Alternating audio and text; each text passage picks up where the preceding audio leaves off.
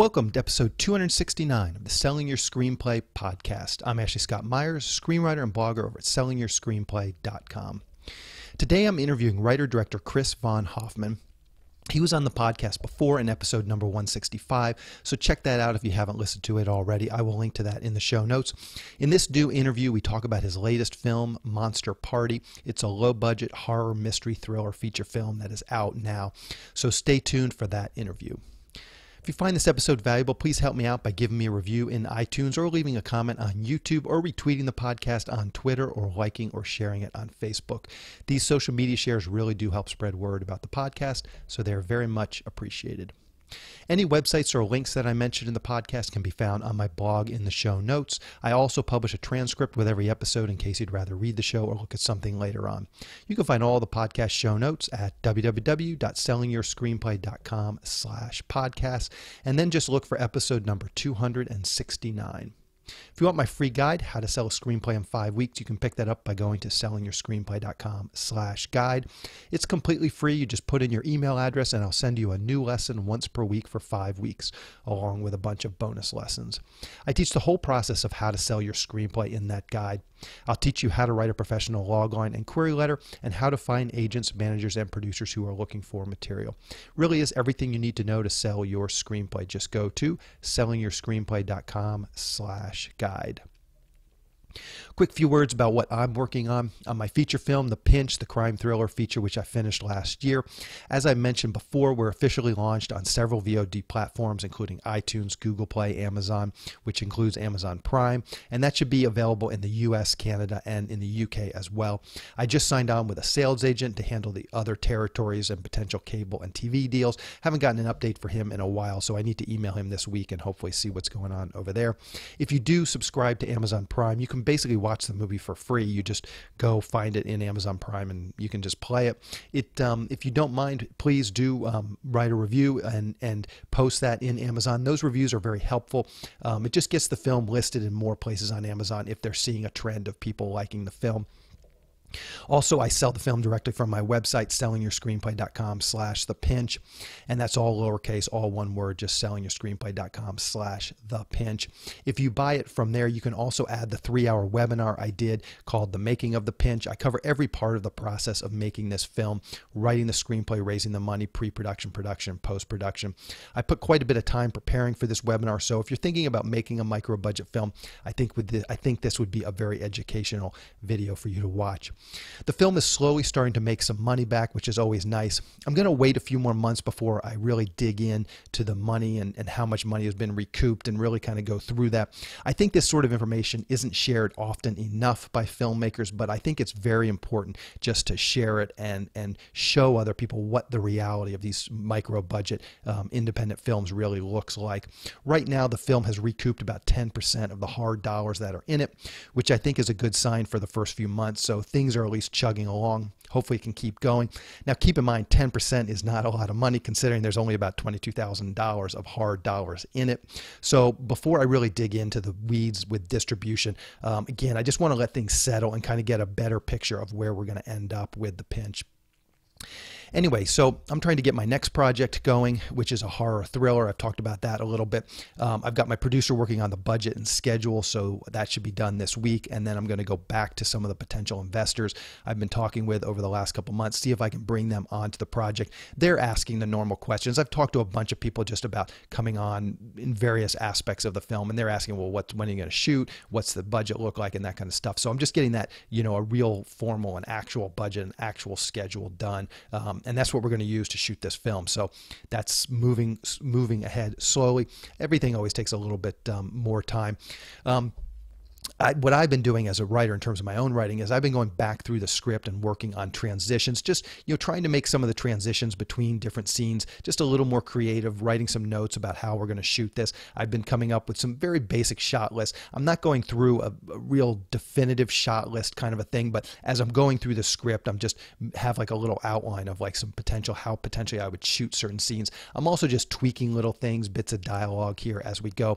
It's slow going. The script is basically locked. It's slow going because you go through a bunch of pages and you don't necessarily do a lot, and so you don't feel like you're accomplishing a lot. But just slowly, I'm going through the script, becoming more familiar with the material, just getting, thinking it through a little bit more. But the script is it is locked. It's locked, and when I say it's locked, that means that once you do the budget and breakdown, that budget and breakdown correlates to page numbers and scene numbers. So in Final Draft, you can just go and say lock script, and then basically it just locks the script down. So when you add a scene, it becomes, instead of like scene 75 and then you add a new scene, it doesn't become 76, it becomes scene 75A. Same thing as you push onto new page numbers. If you're on page 60 and you push on to page 61, it actually labels that new page 61A in Final Draft, so that the page 62 is still intact and exactly as it was before when you did the budget and schedule. The budget and schedule, that's again that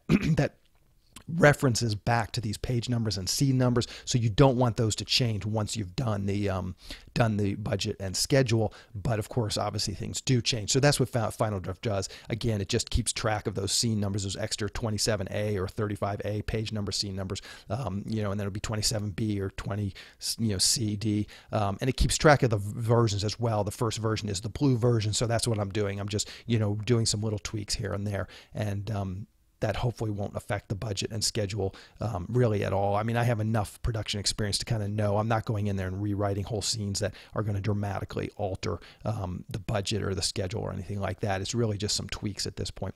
Anyways, that's what I'm doing. And as I said, hopefully we can get this budget and breakdown figured out this week, and then I can start to really go back to some of these potential investors and get all of that locked in. Anyways, that's the main thing that I've been working on over the last few weeks. So now let's get into the main segment. Today I am interviewing writer-director Chris von Hoffmann. Here is the interview. Welcome, Chris, to the Selling Your Screenplay podcast. I really appreciate you coming on the show with me today. Hi, thank you so much.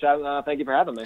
So you were on my podcast almost 2 years ago on episode number 165 with your film Drifter. So I'm going to link to that in the show notes. People can check that out to get a little more background information on you. And then today we're going to dig into your new film Monster Party, starring Julian McMahon and Robert Tooney. Maybe to start out, you can give us a quick logline or pitch. What is this new film all about?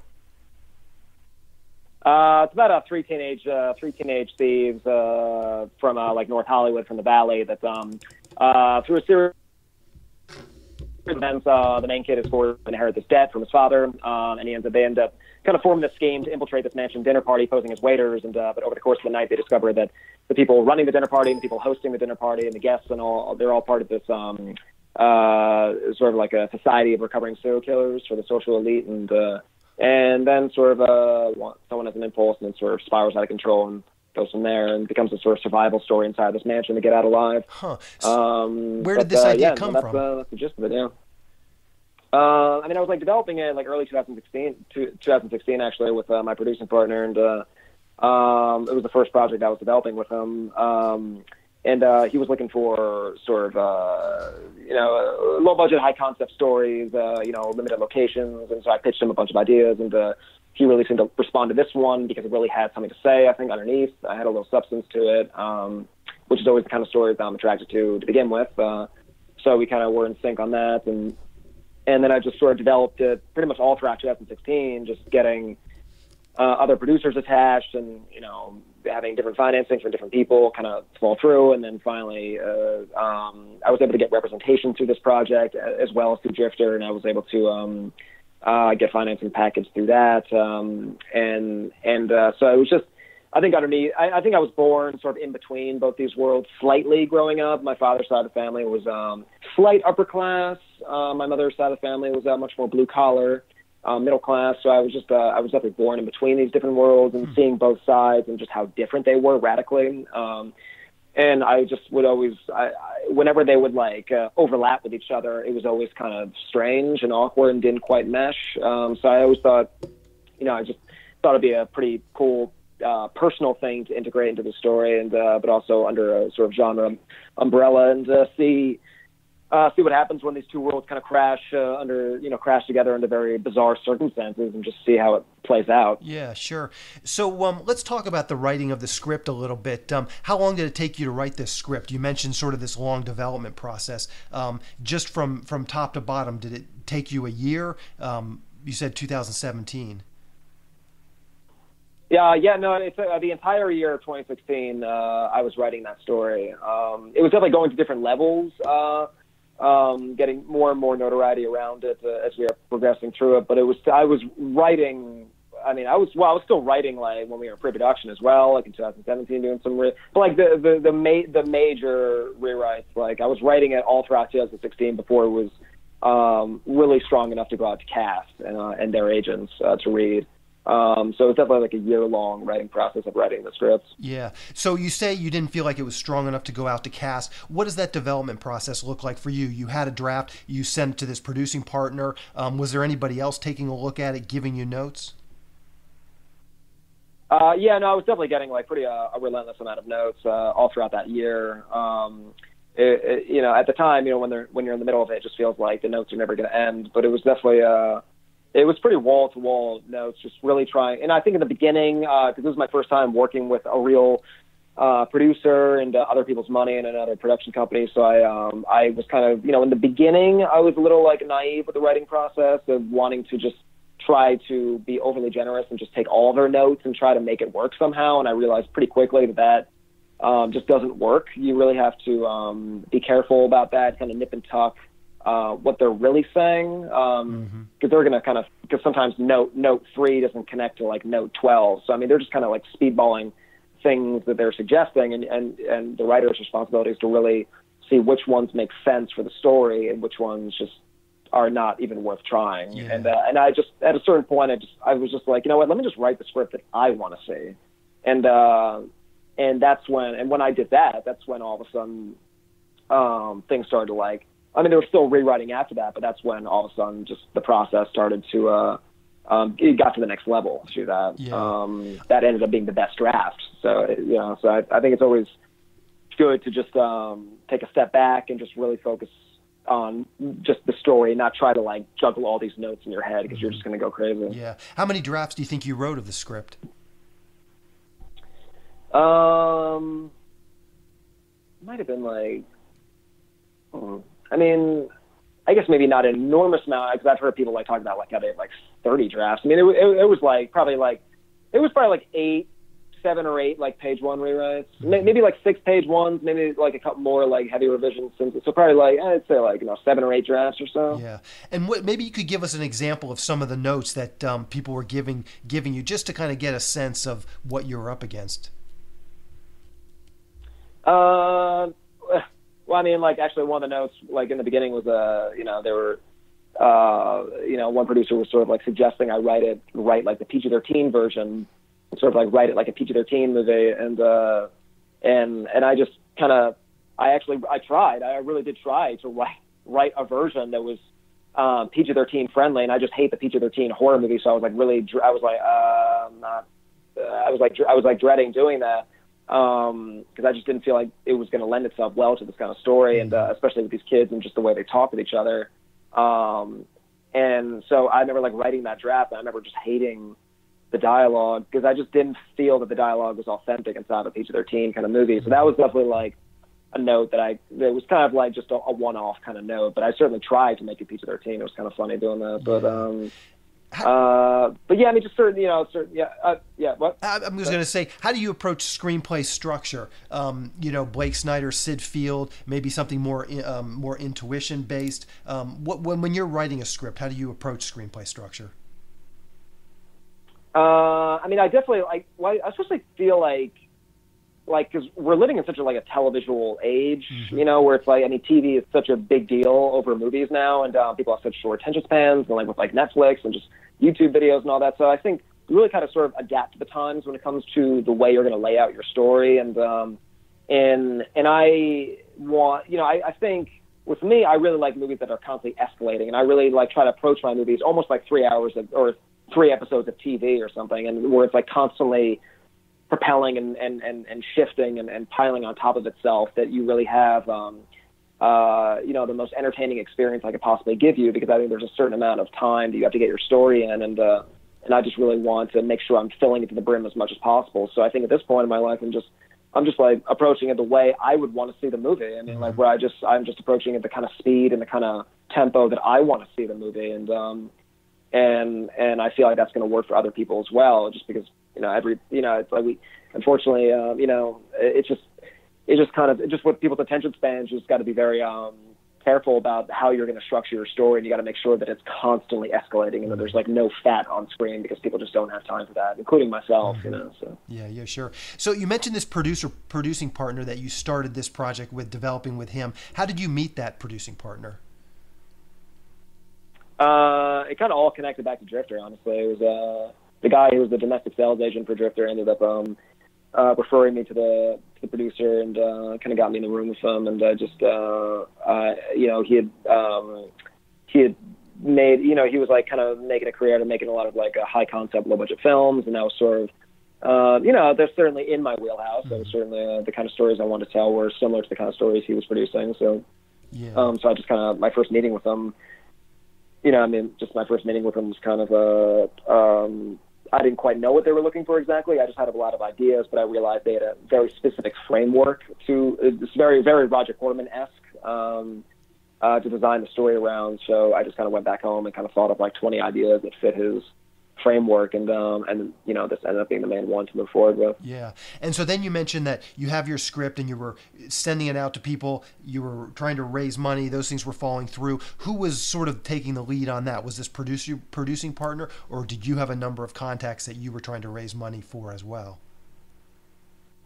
The producing partner was definitely because at the time he was at a company that was that actually did the financing themselves, but it was on a much smaller scale than the movie ended up being on.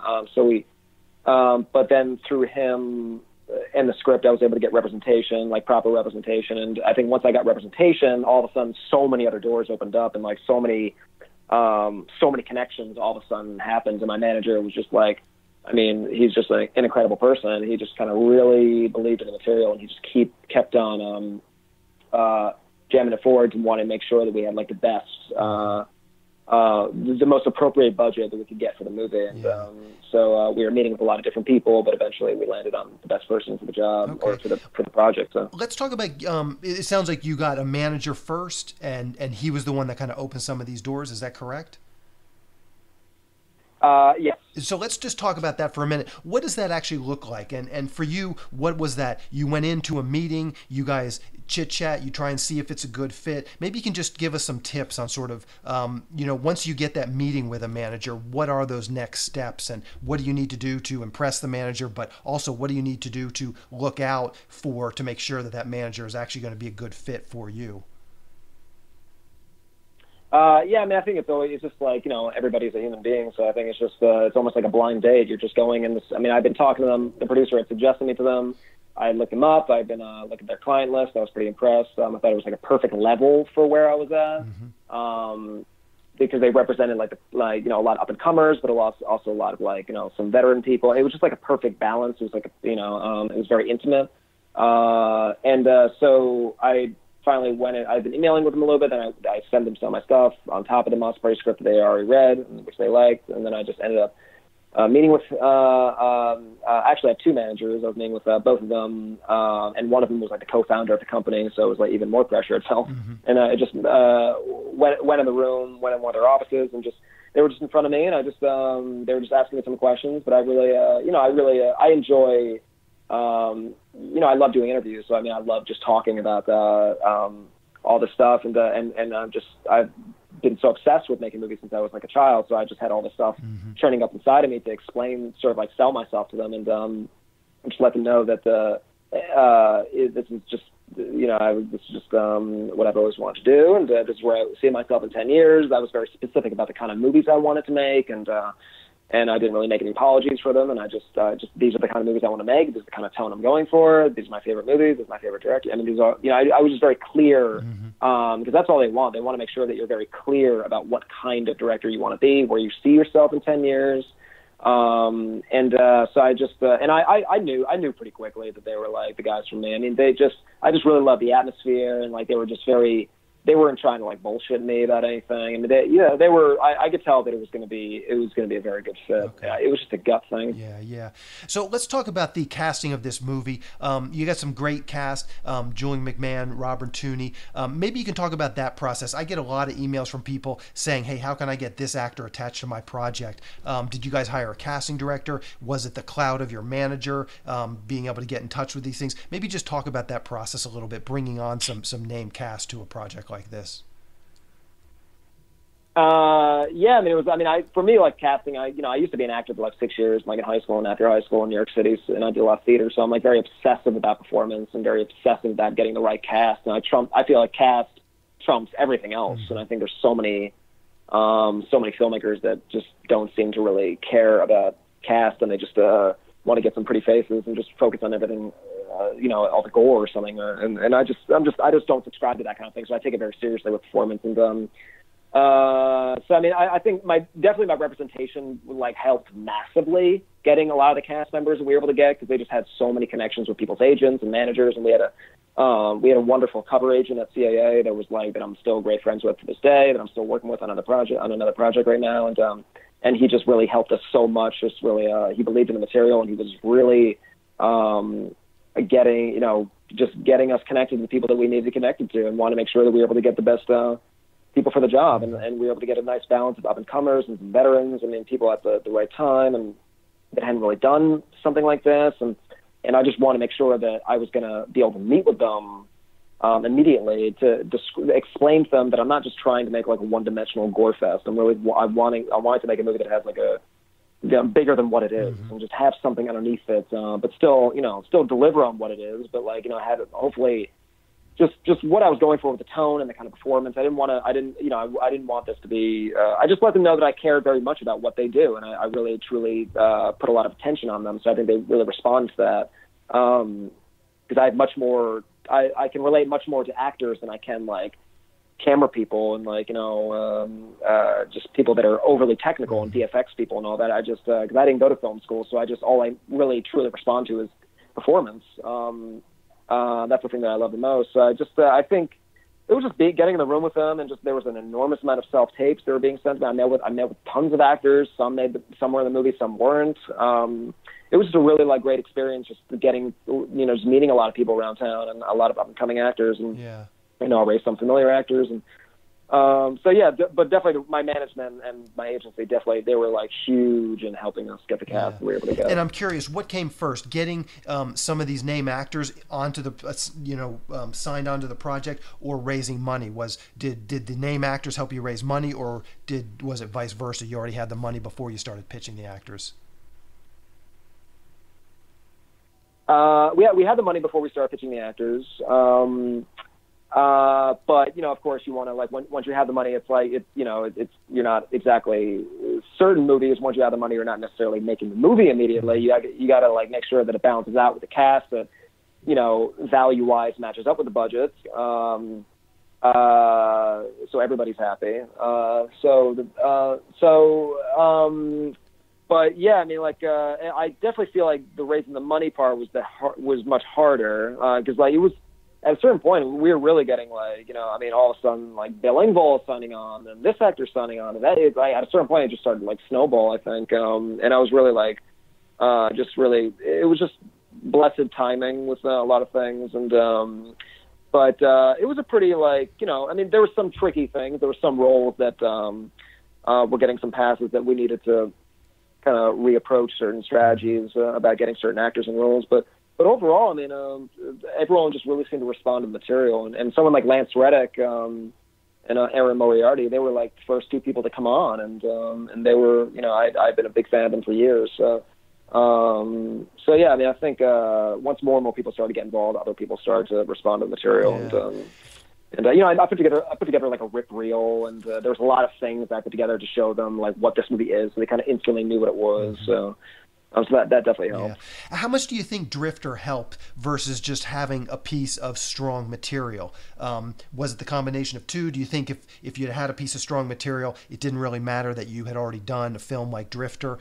Maybe you can weigh that a little bit. I mean, overall, I definitely think the combination of the two helped massively.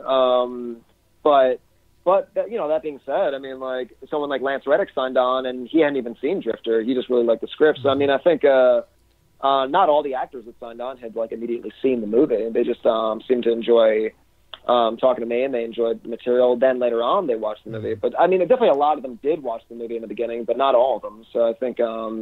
But for me, it was definitely like a combination of both. Yeah. I think Drifter certainly elevated and helped a lot massively. So how can people see Monster Party? Do you know what the release schedule is going to be like? Yeah, I mean, like it's coming out on November 2nd, U.S. So it's going to get like a national select theater release. And then I know in Los Angeles it's playing at the Lamley Monica Film Center. Then in New York it's playing at the Cinema Village, and then it's sort of playing in like AMC theaters in like Miami and Chicago and Tampa and all these different places. But yeah, no, it's also getting a dual digital release as well. So it'll be like on video, VOD, iTunes, all that. But it'll be released everywhere on everything on November 2nd, this Friday. Okay, perfect. What's the best way for people to keep up with what you're doing and just kind of stay abreast of your career? Twitter, Facebook, a blog, anything you're comfortable sharing, I'll round up for the show notes. Facebook, I'd say Facebook and Instagram are certainly the social. I mean, I do have Twitter, which I do post on Twitter, but like Facebook and Instagram are definitely the major social media outlets that I use. Okay, perfect. I will round up those links for the show notes. Chris, once again, congratulations on this film, and I look forward to following your career and talking with you about your next film. Cool. Thank you so much, Ashley. Thank you. We'll talk to you later. I just want to talk quickly about SYS Select. It's a service for screenwriters to help them sell their screenplays and get writing assignments.